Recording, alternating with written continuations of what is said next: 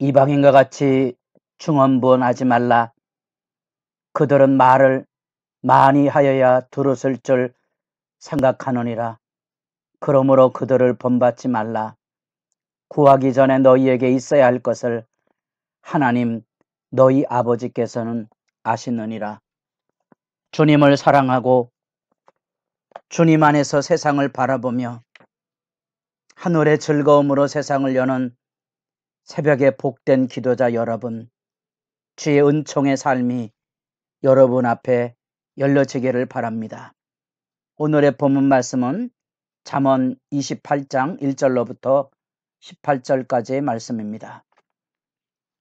이 말씀의 단락은 솔로몬의 잠언으로서 히스기야 시대 때 신하들이 편집한 어떻게 하면 우리 사회가, 우리 민족이 하나님 앞에 바로 설 것인가에 대한 그러한 역사적인 고민 안에서 이 말씀을 읽어가면 유익하게 될 것입니다. 그런 점에서 보면 왕과 신하들 간에 이루어지는 왕정의 질서, 하나님의 지혜의 묶음이 그곳에 있다면 이제 28장, 29장에는 주로 여호와의 율법에 대한 보다 더 구체적으로 말씀과 통치 질서에 대한 이야기들을 기반으로 해서 잠언이 묶여져 있습니다. 그런 관점에서 말씀을 읽으면 도움이 될 거고요. 이런 큰 묶음들을 이렇게 구분해내는 일은 쉬운 작업은 아니지만 또 완전한 작업은 아니지만 계략을 이해하는 데 도움이 될 것이고요. 이런 계략을 읽어가면 특별히 우리가 27장에 살펴본 그대로 이 군주와 신하의 왕정 질서 앞에 마지막 구절이 뭔지 혹시 기억하십니까? 미련한 자는 절구에 넣고 공의로 찌을지라도 그의 미련은 벗어지지 아니하니라 하는 인간의 어리석음, 미련함과 무지에 대한 통곡스러운 구절이 마감이 되고요. 그리고 23절에 내 양떼의 형편과 소떼를 살피라는 말씀으로 그 주제로 이제 27장이 마감이 되는 거죠. 건강한 삶의 노동들, 왜 우리 창세기 2장에서 하나님이 만드신 에덴 동산을 가꾸는 경작이라는 말과 그 예배란 말이 연관이 되는지 이해하시겠습니까? 건강한 노동은 하나님 앞에 살아있는 삶의 활력입니다. 건강한 노동은 하나님이 주시는 은혜의 선물을 받아 누려야만 바른 열매를 거둘 수 있습니다. 특별히 농경사회에서는, 특별히 이스라엘 땅은 하늘에서 때를 맞춰 이른 비가, 늦은 비가 와야 추수가 이루어집니다.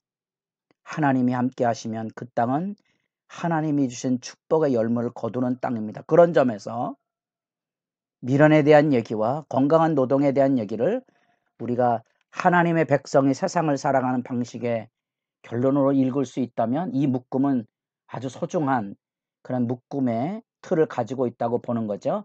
이제 28장부터는 보다 더 구체적으로 25장에서 27장까지가 왕과 신하들 간에 이루어지는 사회 속에 이루어지는 왕도, 특별히 그 왕도의 가장 중요한 주제를 우리가 27장에서 우정이라고 그랬습니다. 얼마나 좋은 관계를 유지하며 살 수 있느냐, 서로의 얼굴을 빛나게 하는 친구의 모습, 서로의 얼굴을 비춰볼 수 있는 물과 같은 좋은 만남, 그런 것들이 중요한 주제라면 이제 28장 오늘 본 말씀으로 들어오면 구체적으로 율법에 대한 언급들이 나오기 시작합니다. 그리고 그 율법을 따라 행하는 율법 준행의 교훈들이 이제 들려지고 있고요. 대표적으로 9절 말씀은 많은 분들이 암송하고 있는 구절이죠. 사람이 귀를 돌려 율법을 듣지 아니하면 그의 기도도 가증하니라. 하나님의 말씀과 기도의 소중함이 그곳에 담겨져 있습니다. 우리가 예수님에게서 중언부언의 기도의 말씀을 들었습니다. 하나님은 인간이 말을 많이 해서 설득을 당하는 그런 대상이 아닙니다. 우리가 있어야 될 게 무엇인지, 내가 무엇을 구하고 있는 건지, 내가 어떻게 행하고 있는지를 알고 계시는 분이십니다. 그래서 기도를 하나님의 말씀 앞에 지혜롭게 정돈하고 계셔야 됩니다. 그런 점에서 율법 앞에 서면, 이 여호와 경외의 도리 앞에 서게 되면 큰 주제가 의인과 악인의 이야기겠지요. 우리가 읽은 28장 1절로부터 의인과 악인에 대한 주제가 거기 강조되기 시작하고요. 뿐 아니라 11절부터도 또다시 이제 의인과 악인에 대한 이야기들이 반복되고 있는 것을 보게 됩니다. 이 의인과 악인의 분별은 바로 하나님의 말씀 앞에 설 때 나타나는 거거든요. 1절 이렇게 시작합니다. 악인은 쫓아오는 자가 없어도 도망하나 의인은 사자같이 담대하니라. 의인이 왜 사자같이 담대하겠습니까? 그것은 하나님의 함께 하심에 대한 확신이지요. 악인들이 득세하고 악의 활보가 이루어지는 세상이지만 하나님의 심판을 믿고 사는 겁니다.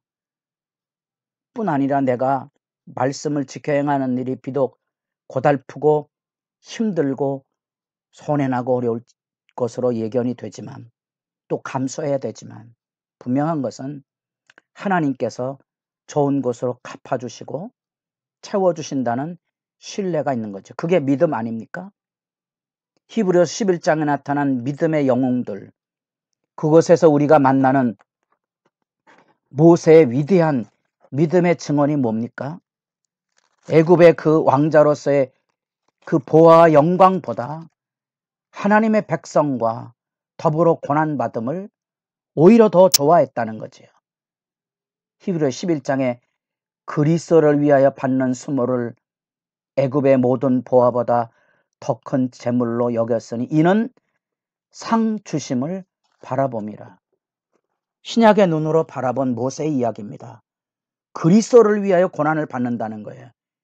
여러분, 모세 시대에 그리스도가 있겠습니까? 자기 백성과 고난받기를 기꺼이 했던 거죠. 그게 바로 사자 같은 담대함의 실제 모습이 아니겠습니까? 의인과 악인을 구별하셔야 됩니다. 의인은 담대합니다. 왜냐하면 상 주신 이심을 바라보는 하나님의 도우심에 대한 신뢰와 소망이 있기 때문에 그렇습니다. 악인은 불안합니다. 왜? 하나님이 자기 삶을 보증해 주지 않기 때문에 세상의 현실은 조속으로 변합니다. 내일 일이 어떻게 펼쳐질지 아무도 모릅니다.